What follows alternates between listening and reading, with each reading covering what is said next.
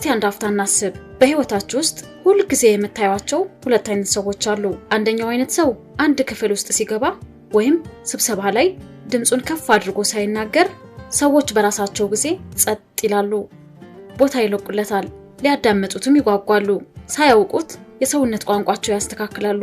ሁለተኛው አይነት ሰው ደግሞ ተቃራኒ ነው።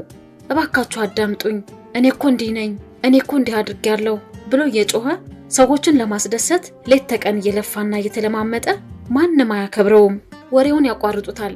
ስብሰባ ላይ ሐሳብ ሲሰጥም ስልካቸው ይነካካሉ።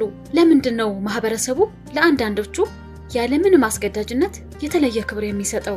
ለአንዳንዶቹስ የሚነፍገው ገንዘብ ስላላቸው ነው ወይስ የተለየ ውበት ስላላቸው? የስነ ልቦና ጥናቶች እንደሚያመላክቱት ከሆነ እውነተኛ ክብር በገንዘብ፣ በስልጣን ወይም በጉልበት አይገዛም ይላሉ።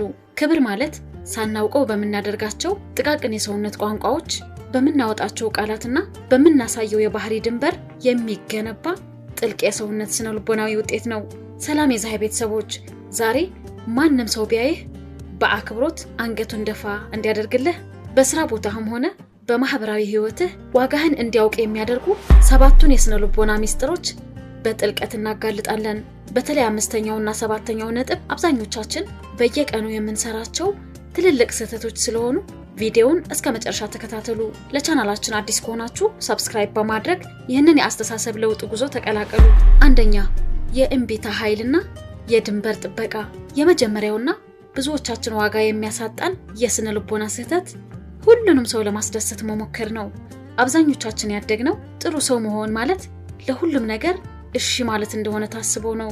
ጓደኛ የማትችለውን ብድር ሲጠይቅህ እሺ፣ የሥራ ባልደረባ የራሱን ሥራ ላንተ ሲሰጥህ እሺ፣ በረፍት ቀንህ የማትፈልገው ቦታ እንድትሄድ ስትጠየቅ እሺ። ነገር ግን ስነ ልቦና አንድ መራራ እውነት ይነግረናል። ለእያንዳንዱ ነገር እሺ የሚል ሰው የራሱ የሆነ የጊዜና የህይወት ድንበር የሌለው ሰው ነው ይላል። ማህበረሰቡ በተፈጥሮ ዋጋ የሚሰጠው በቀላሉ ለማይገኝ ነገር ነው። ወርቅ ውድ የሆነው ለምንድን ነው? አፈር ውስጥ በየቦታው ስለማይገኝ ነው። ያንተም ጊዜና ጉልበትም እንደዛው ነው። በማንኛውም ሰዓት ለሁሉም ሰው የምታገኝ ከሆነ ሰዎች አንተን ማክበር ያቆማሉ። ይልቁንስ ላንተ ያላቸው ክብር ወደ መጠቀም ይቀይሩታል። እውነተኛ ክብር የሚጀምረው ሰዎችን ሳትሰድብ፣ ነገር ግን በቆራጥነት ይቅርታ፣ ይህንን ማድረግ አልችልም ወይም አሁን ጊዜ የለኝም ማለት ስትጀምር ነው። እምቢ ማለት መብትህ እንጂ ኃጢያት አይደለም። እምቢ ማለት ስትጀምር መጀመሪያ ላይ ሰዎች ሊከፉ ይችላሉ፣ ነገር ግን በውስጣቸው ላንተ ያላቸውን ክብር በቅጽበት ይጨምራል። ምክንያቱም የራሱን ጊዜ የሚያከብር ሰው ማህበረሰቡም ያከብረዋል። ሁለተኛ፣ የቃላት ቁጠባና የዝምታ ስነ ልቦና።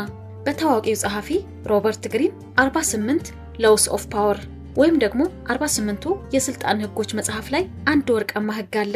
ሁል ጊዜ ከሚያስፈልገው በታች ተናገር። ይህንን በዕለት ተዕለት ህይወታችሁ አስተውሉት። ስብሰባ ላይ ወይም ጓደኛሞች ተሰብስበው ሻይ ቤት ውስጥ ዝም ብሎ ስለራሱ የሚያወራ፣ የማይረባ ቀልድ የሚቀልድ፣ የሰውን ወሬ የሚያቋርጥና ሁሉንም ነገር እኔ ያውቀዋለሁ የሚል ሰው ምን ያክል ክብሩ እንደሚወርድ አስተውላችኋል? ብዙ ባወራ ቁጥር ትርጉም የለሽና ስህተት የሆኑ ነገሮችህን የመናገር እድልህ ይሰፋል። ሰዎችም አንተን እንደ ቀላል ሰው ማየት ይጀምራሉ። በሌላ በኩል ደግሞ ዝም ብሎ የሚያዳምጥን ሰው አስቡት። ይህ ሰው ቶሎ ቶሎ አይናገርም። ሰዎች ሲያወሩ በጥሞና ያዳምጣል። በመጨረሻ ግን አፉን ሲከፍት ወሳኝ፣ ታስቦበት የተዘጋጀና ቁም ነገር ያለው ሐሳብ ይሰነዝራል። በዚህ ጊዜ ሁሉም ሰው ጸጥ ብሎ ያዳምጠዋል። ንግግሩም ልክ እንደ ወርቅ ይቆጠራል ማለት ነው። ስነ ልቦና ምንድነው? ዝምታ በማህበረሰቡ ዘንድ ያልተጠበቀ ኃይልና ሚስጥራዊነት ይፈጥራል። ሰዎች እንዲያከብሩህ ከፈለክ ከቃላት ይልቅ ዝምታህን ይበልጥ እንዲናገር አድርግ። ስታወራም አጭር፣ ግልጽና ቆራጥ ሁን። ሶስተኛ፣ ስሜትን ያለመሸጥ ጥበብ። ሶስተኛው መንገድ ስሜታዊ መረጋጋት የምንለው ጥበብ ነው። እስኪ አንድ ጥያቄ ልጠይቃችሁ። አንድ ሰው ሊያናድድህ ፈልጎ አስቀያሚ ቃል ቢናገርህና አንተም አብረኸው ብትጮህ ወይም ብትሳደብ አሸናፊ ማን ነው? በስነ ልቦናው ዓለም አንተ ተሸንፈሃል። ለምን? ምክንያቱም ያ ሰው የህይወትህ ሪሞት ኮንትሮል ተጭኖ ስሜትህን መዘወር ቻለ ማለት ነው። የፈለገውን ምላሽ ካንተ አገኘ። ደካማ ሰዎች ስሜታቸው በቀላሉ ለሌላ ሰዎች አሳልፈው ይሰጣሉ። ትንሽ እንኳን ሲተቹ ይበሳጫሉ። መንገድ ላይ መኪና ሲገባባቸው ይሳደባሉ። በትንሽ በትልቁ ይነጫነጫሉ። እውነተኛና አስፈሪ ክብር ያለው ሰው ግን ስሜቱ ማንም ሰው በቀላሉ ሊያናውጠው የማይችል ሰው ነው። ሰው ሲሳደብህ ከመጮህ ይልቅ ቆም ብለህ ቀዝቀዝ ባለ እይታ አይተኸው ዝም በል። ያ ሰው የሚሰማው የሽንፈት ስሜትና ላንተ የሚያድርበትን ፍርሃት ወደር የለውም። ክብር ማለት አካላዊ ጉልበት አይደለም። ክብር ማለት የራስን አእምሮ መቆጣጠር ነው። ሰዎች በአንተ ላይ ያላቸውን ኃይል የምትነጥቀው ለነሱ ድርጊት አጸፋዊ ምላሽ ላለመስጠት ስትወስን ነው። ስሜትህን በርካሽ አትሽጥ። አራተኛ የተስተካከለ የሰውነት ቋንቋ። አራተኛው መንገድ ምንም ቃል ሳትተነፍስ የምታስተላልፈው መልእክት ነው። የሃርቫርድ ዩኒቨርሲቲ የስነ ልቦና ተመራማሪዎች አንድ አስገራሚ ጥናት አውጥተዋል። የሰው ልጅ አንተን ባየህ በመጀመሪያዎቹ 7 ሰከንዶች ውስጥ ቆራጥና የተባረክ ሰው መሆንህን አሊያም ደካማ መሆንህን በንዑስ አእምሮው ይወሰናል ይላል። ይህንን የሚወስነው የምትለብሰው ውድ ልብስ አይደለም፣ በምትራመድበት፣ በምትቆምበትና በምታሳየው የሰውነት ቋንቋ ነው።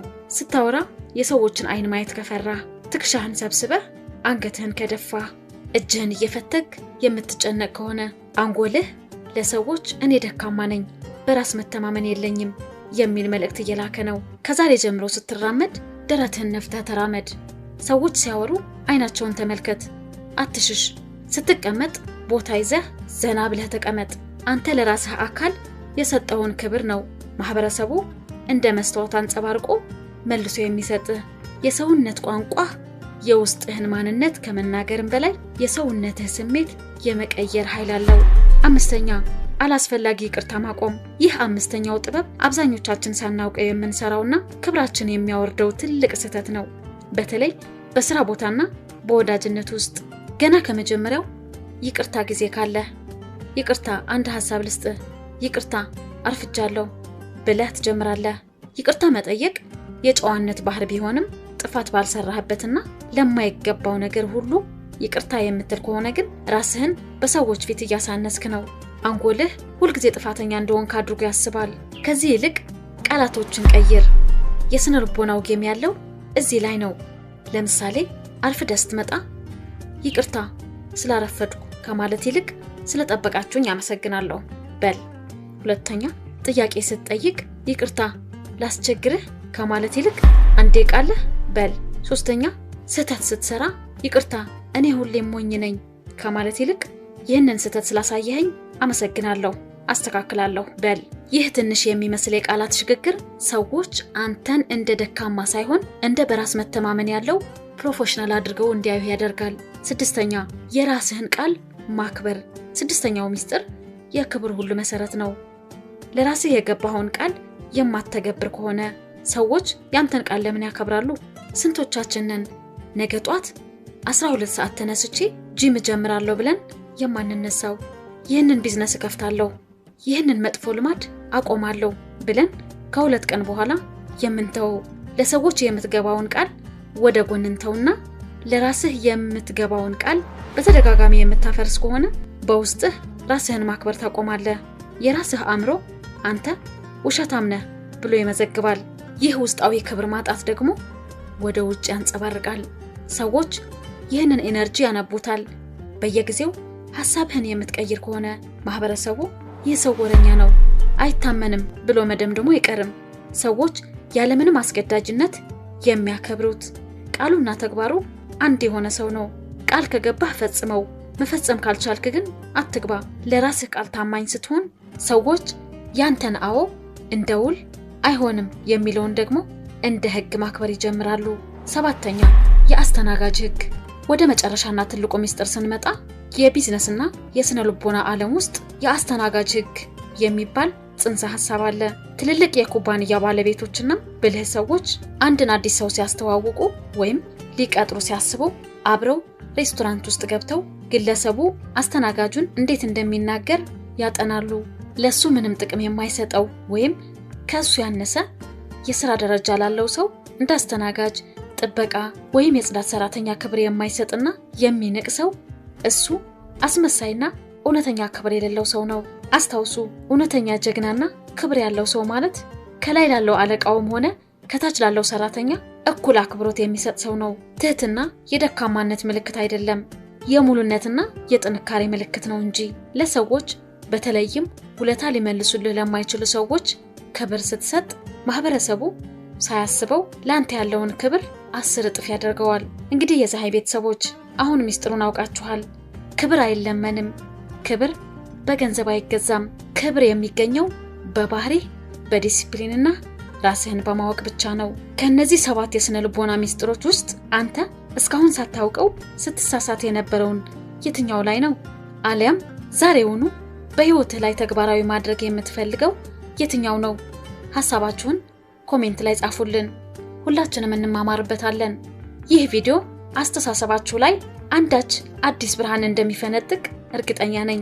እንደዚህ አይነት ጠቃሚ መረጃዎችን እያገኛችሁ የፋይናንስና የህይወት ነፃነታችሁን ማረጋገጥ ከፈለጋችሁ የፀሐይ የኮቺንግ ፕሮግራምን አሁኑኑ ተቀላቀሉ።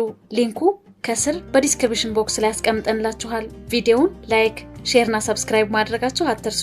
በቀጣይ በሌላ የህይወት ትምህርት እስክንገናኝ አቅምህን ገንባ፣ ነፃነትህን አውጅ የፀሐዮች መልእክት ነው።